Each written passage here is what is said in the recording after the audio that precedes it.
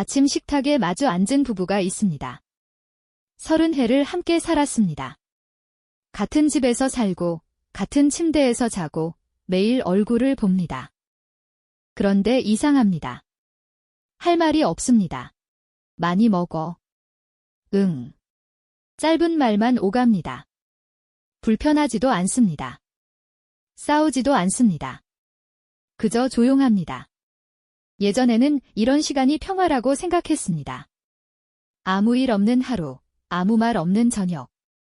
그게 잘 사는 거라고 믿었습니다.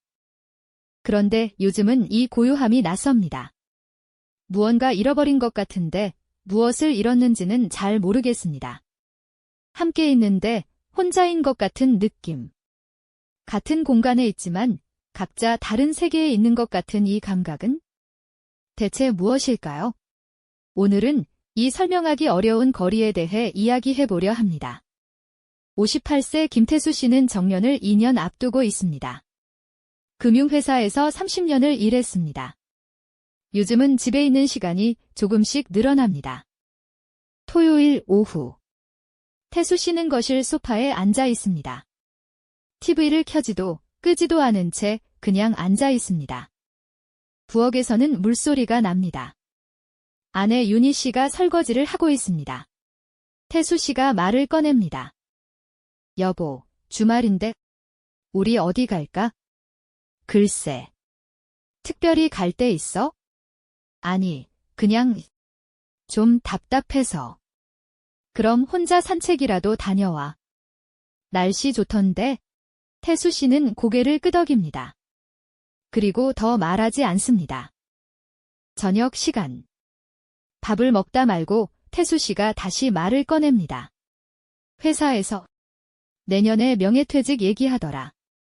응, 알아. 전에 말했잖아.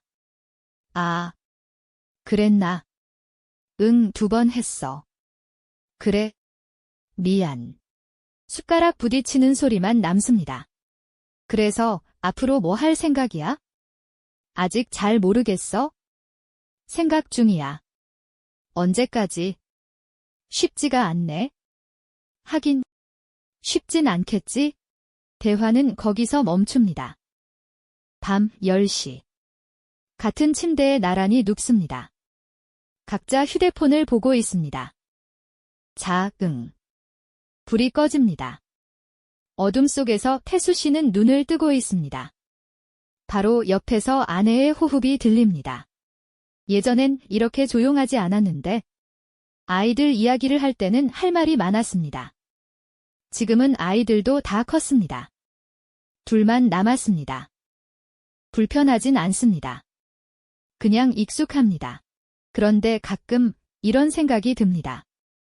이렇게 살아도 괜찮은 걸까? 30해를 함께 살았는데 왜 지금 무슨 생각을 하는지 모르겠을까? 왜 그럴까요? 오래 함께 산 부부가 할 말을 잃는 것은 서로를 사랑하지 않아서가 아닙니다. 서로를 잃어서도 아닙니다. 많은 경우 우리라는 공통의 중심을 잃었기 때문입니다. 아이들이 중심이었을 때는 자연스럽게 공유할 이야기가 있었습니다. 학교, 진로, 걱정과 계획.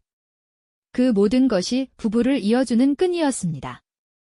심리학자 에릭 에릭슨은 중년을 계속 무언가를 만들어가려는 마음과 이제는 멈춰도 되지 않을까 하는 마음이 함께 흔들리는 시기라고 설명했습니다. 하지만 자녀가 떠난 뒤 그 함께 만들어가던 대상이 사라집니다. 새로운 공동의 주제를 찾지 못하면 부부는 같은 집에 살면서도 각자의 세계로 흩어집니다. 태수 씨가 어디 갈까? 라고 물었을 때 그는 장소를 묻고 있던 게 아니었습니다. 우리 이제 뭘 함께 해볼까? 라고 묻고 있었던 겁니다. 하지만 그 질문은 전달되지 않았고 아내도 그 마음을 들을 준비가 되어 있지 않았습니다. 침묵이 문제가 아닙니다. 침묵 속에서 서로의 마음을 모르게 되는 것이 문제입니다. 52세 박미선 씨는 작은 베이커리를 운영합니다. 큰아들은 군대에 있고 작은 딸은 대학 기숙사에 있습니다. 평일 저녁 7시. 미선 씨는 가게 문을 닫고 집에 들어옵니다.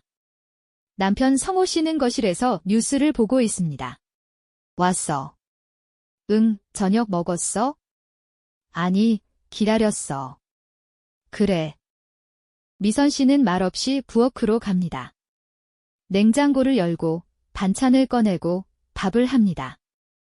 식탁에 둘이 마주 앉습니다. 요즘 가게 어때? 그냥, 그래. 다시 조용해집니다. 미선 씨는 반찬을 집다 말고 남편의 옆모습을 봅니다. 낯설게 느껴집니다. 예전에는 말이 많았습니다. 서로의 하루를 묻고 아이들 이야기를 하고 가끔은 다투기도 했습니다. 지금은 다릅니다.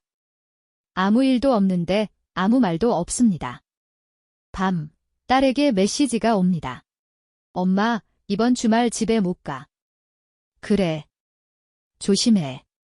미선 씨는 거실로 나옵니다.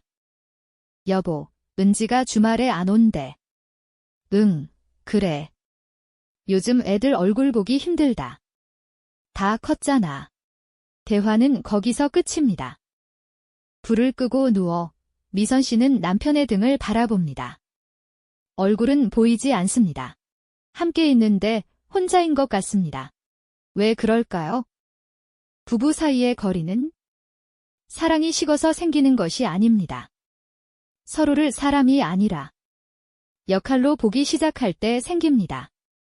철학자 마르틴 부버는 관계를 나너와 나 그것으로 구분했습니다. 쉽게 말하면 나너는 상대를 살아있는 존재로 마주하는 관계이고 나 그것은 상대를 기능으로 대하는 관계입니다. 처음 만났을 때 부부는 서로를 궁금해했습니다. 지금 무엇을 느끼는지, 무엇을 생각하는지 알고 싶어 했습니다. 하지만 시간이 지나면 상대는 점점 해야 할 역할이 됩니다. 일하는 사람, 집안일 하는 사람, 함께 사는 사람. 미선 씨의 남편이 가게 어때? 라고 물었을 때 그 질문에는 진짜 궁금함이 없었습니다. 미선 씨의 그냥 그래 라는 대답에도 진짜 감정은 없었습니다. 둘은 대화를 하고 있었지만 서로를 마주하고 있지는 않았습니다. 같은 공간에 있다고 해서 함께 있는 것은 아닙니다. 태수 씨와 미선 씨의 이야기는 다르지만 닮아 있습니다. 둘 다 상대와의 거리를 느끼고 있습니다. 하지만 그 이유를 정확히 설명하지는 못합니다. 철학자 쇠렌 키르케고르는 관계를 두 사람 사이에 존재하는 제3의 무엇지라고 말했습니다. 부부에게 그 제3의 무엇은 바로 우리입니다.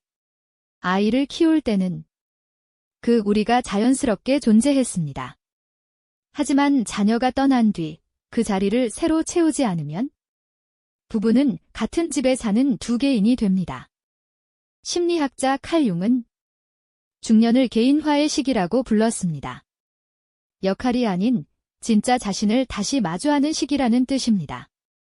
하지만 이 변화는 혼자에게만 일어나는 것이 아닙니다. 부부 모두에게 동시에 찾아옵니다. 각자의 변화와 두려움을 나누지 않으면 두 사람은 같은 집에서 서로 다른 방향으로 변해갑니다. 거리는 그렇게 만들어집니다. 조금씩, 조용히. 그렇다면 이 거리를 어떻게 마주해야 할까요? 첫째, 거리를 인정하는 것입니다. 느껴진다는 사실 자체가 문제는 아닙니다. 관계가 변하고 있다는 신호일 뿐입니다. 둘째, 역할이 아니라 사람으로 묻는 것입니다. 요즘 가게 어때? 에서 끝내지 말고 그 일 말고 요즘 당신은 어때? 라고 묻는 것입니다. 셋째, 새로운 부리를 만드는 것입니다. 작은 계획이어도 괜찮습니다. 함께 만들고 있다는 감각이 중요합니다. 넷째, 침묵을 두려워하지 않는 것입니다.